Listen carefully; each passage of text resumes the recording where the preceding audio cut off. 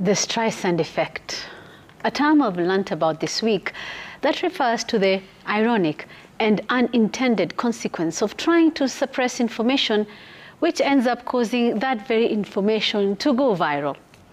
It's almost like the universe has a sense of humor. Take the recent arrest and detention of web developer and activist Rose Njeri Tuguru. Rose was simply going about her business, using her skills to highlight a national issue, the Finance Bill 2025. She created a digital platform designed to collect public feedback on the bill. Seems harmless enough, right?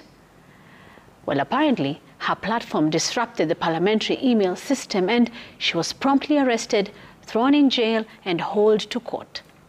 And just like that, Rose went from being a relative unknown to a local hero overnight, with legal bigwigs lining up to defend her in court. It didn't take long for the charge sheet to get torn apart and for Rose to be released on a personal bond. All she did was innovate, yet the government managed to turn her into a public figure. Good job, really. You know, the government's approach to controlling information and freedom of expression is a bit puzzling. They rush when they shouldn't, yet they fail to act swiftly when it's necessary. Here's a piece of advice. If you don't want people to know something, don't make such a big deal about it. The Streisand effect works wonders after all. This reminds me of the echoes of war play by Butere girls. The play was banned and the whole country erupted in uproar. But wait, if it was that bad, how did it make its way through the sub-county, county and regional levels before finally reaching the nationals? Another case of rushing when they shouldn't have, right? Had it been left alone, many might have forgotten about it. But no, they went and turned it into a nationwide drama. This brings me back to Rose. In a strange way, she managed to create a more effective public participation exercise than what the government had envisioned. Imagine if they had used her skills for the public consultation on the finance bill instead of arresting her. You know, public participation is meant to be about getting mass feedback from the people. And let's be honest here.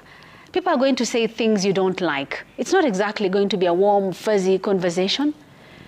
Yet the government acted shocked when the feedback didn't match their expectations. It's funny how that works.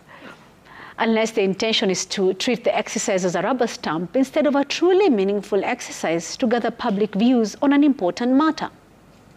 At the heart of it, this all comes back to the Streisand effect.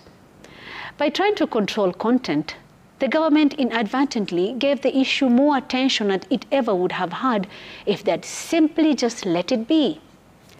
It's a clear lesson that in the digital age, where information spreads faster than wildfire, attempts to suppress often backfire.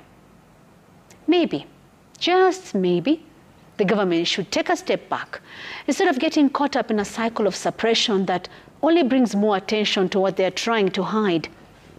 If only they'd focus on the real problems instead of chasing after every fire that flares up.